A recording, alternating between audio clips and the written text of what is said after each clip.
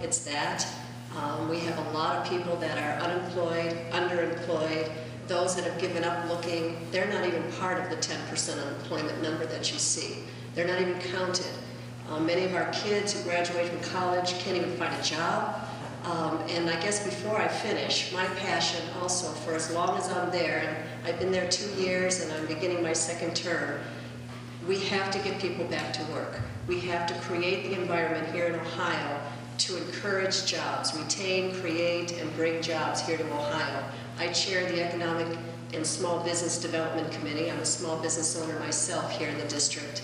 And to me, there is nothing more important than that. We can cut and cut and cut, but until we get people back to work and get the revenue back in the state, we will not be able to sustain what it is that we enjoy here in Ohio.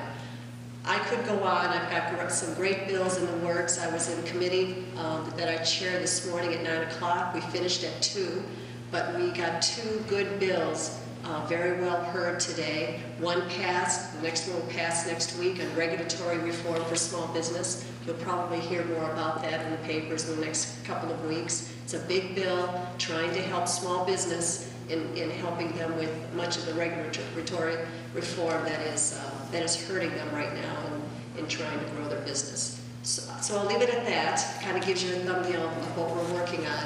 But we certainly do understand the challenges. I know my district. I know what you're facing. And we will do the best we can in providing what we can for the citizens of this district. Thank you very much. Many on our panel drove a great distance to be here tonight, so we really appreciate it. Most of them had come up from the Columbus area. And we have 2 representatives tonight, and we really appreciate both our representatives being here. I asked Mr. Ash to give a brief overview of how we got this far in Ohio. In 2011, the budget about $8 billion shortfall, $2 billion just in public education. And I had heard Mr. Ash talk about a month ago, and he did a great job of breaking it down and making school board members understand how we got to the 2011. And the next question will follow will be, the panel is going to be, where's the case budget going to go? Well, just by way of a quick background, we go all the way back, of course, to the beginning of the 1990s and the first of the DeRolf decisions, which found Ohio's funding system to be unconstitutional. Subsequently, the General Assembly addressed the issue. We were back in court 3 additional times.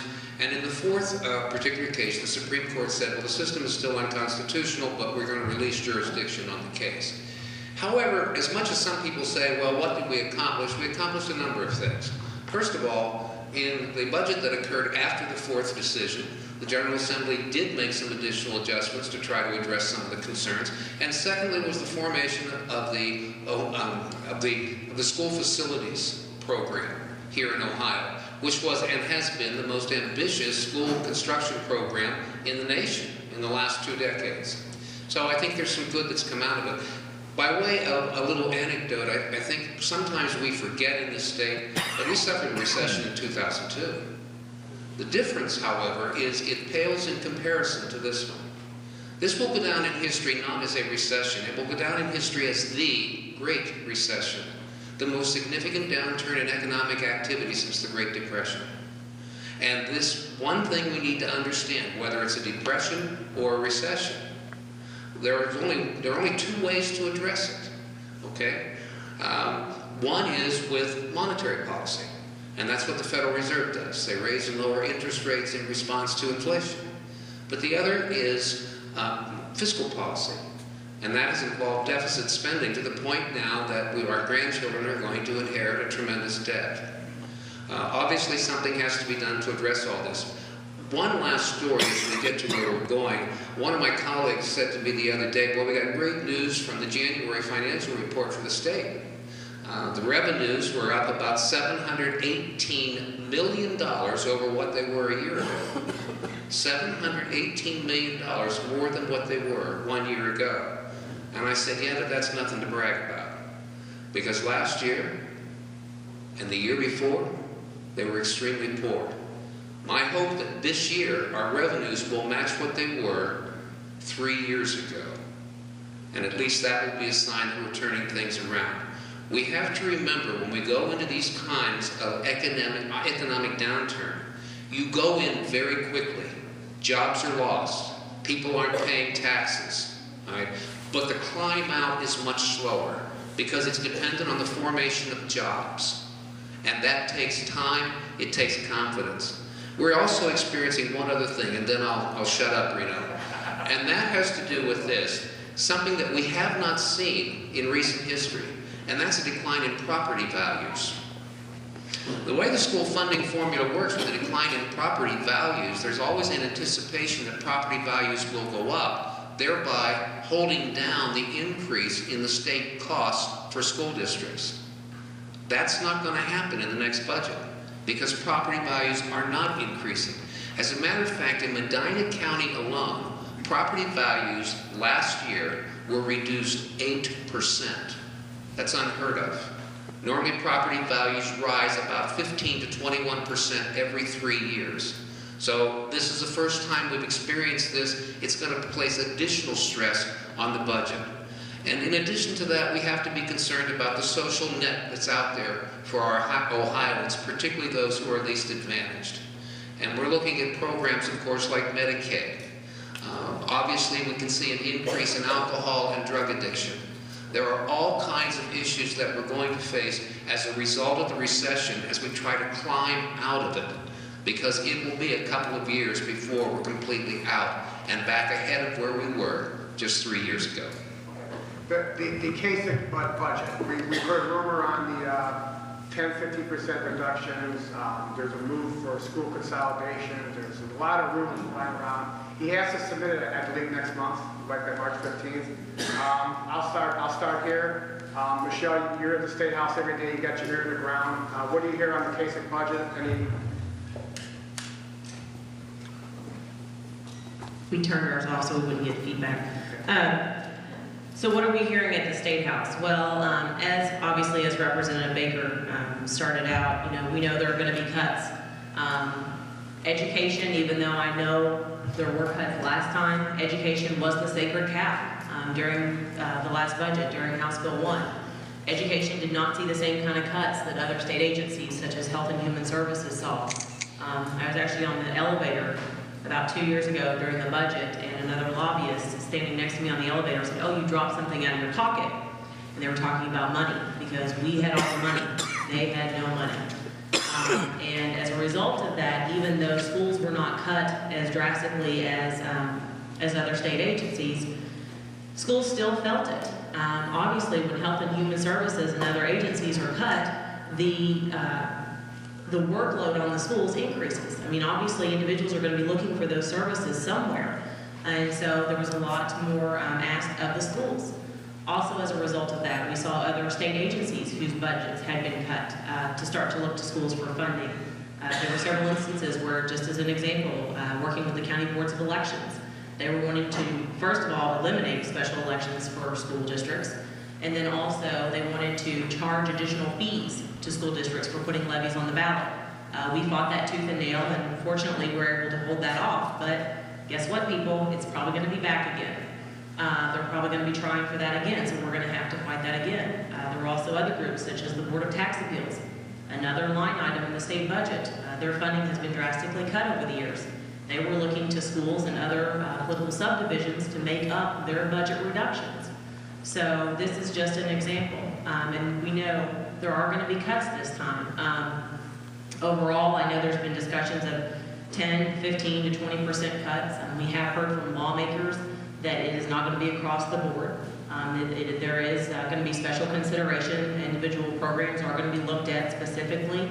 And there's already been, some individuals have been running some numbers to see what the impact would be on schools on various scenarios, to see how it would be impacted, as well as for some of those school districts that would be more dramatically impacted based on their state funding versus local funding. So there are various scenarios that are being looked at. But just to give you an idea of how the perception and how the message could be delivered, because we all know there was a significant amount of stimulus money that was put into the state budget 2 years ago in order to balance it. Just to give you some figures overall, and this is not just schools, this is overall, $4.2 billion over the biennium is stimulus money. Of that, about 1.5 to 1.8 was from the ARRA, State Fiscal Stabilization Fund, that goes to schools. So that's a lot of money overall over the biennium, and so that money's we're gonna have to make up that money somewhere. It's gonna be a huge hole, and overall we know that certain individuals are already starting to send a message as it's gonna be an 8% cut, or could be an 8% cut on top of what the stimulus would have been. So they're not considering, they're automatically eliminating the stimulus and just saying, oh, it's 8%. That's how the message may be delivered, as an example. So, and just one more thing too, I was talking with a senator the other day, and we were talking about cuts, and he said, Michelle, we don't make cuts. I said, oh, we don't? He said, what are we talking about here? And he said, oh, we make appropriations. We appropriate money. That's how we look at it. Because we were talking about specifically what kind of a percentage cut we would be talking about. So that just kind of gives you an idea of the framework of how the messaging will be delivered. What's going to be asked of you all need to share your message. I mean, and this goes back to what Reno was talking about as far as shared services and consolidation. There's going to be discussion of that. We know we had conversations with the current governor last fall about consolidation and shared services. As of right now, and we've shared this message, we know that the school districts are already doing things to save money on as far as purchasing services on an economy of scale. Several of you all participate in consortiums or council or COGs to outsource certain services.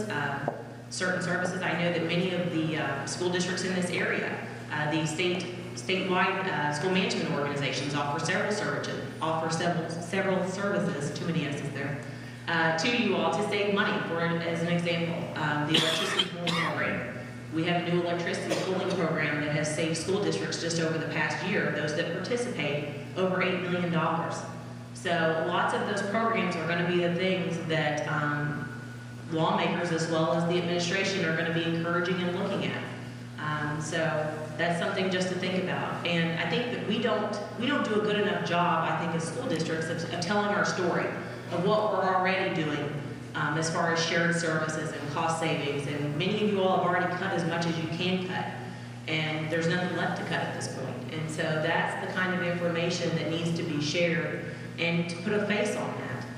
Because as we go forward, I mean, as Reno said, the budget has to be delivered by March 15th. The governor's state of the state was just announced. It's going to be scheduled for Tuesday, March 8th at noon. So everyone's going to be listening and paying attention. But as soon as the budget is delivered and that first simulation, if one is done, as to what the impact will be on districts, you all have to share your story and tell your story. And for many of you all, you have new lawmakers. There's over a third of the House members are new. About a third of the Senate members are new. And a lot of them need to know about public education. You have to have that relationship before you ask them to not just to save you and hold you harmless from previous years. So you need to be developing those relationships if you already haven't. So, and I'm going to stop talking and pass it on. Yes, I do echo most of all of the comments that Michelle had discussed. The budget, Tony alluded to earlier, everything's on the table. Anything and everything can be discussed. I think we are in definitely an unprecedented time in which the state, all of the governmental entities and school districts are going to be facing major budget reductions. When the 10 to 15% budget reductions have been discussed, some entities were concerned, is that number above and beyond stimulus funding? Is stimulus funding included in that number? We're hopeful that that 10 to 15% does include the lost stimulus funding. Most of us were planning on the stimulus funding going away, but that is another concern that many of us have. As far as the shared services, I know for a fact that school districts in particular over the last couple of decades have done a very, very good job consolidating shared services, and utilizing their ESCs as much as possible, utilizing the services they have in that geographical area as much as possible, consolidating services. Other than that, right now, March, the budget's going to be submitted, and we are going to be in a reaction mode after the original budget is submitted. So it's sort of a wait and see, holding our breath until we find out more in a few weeks. I'm going to take a little different approach.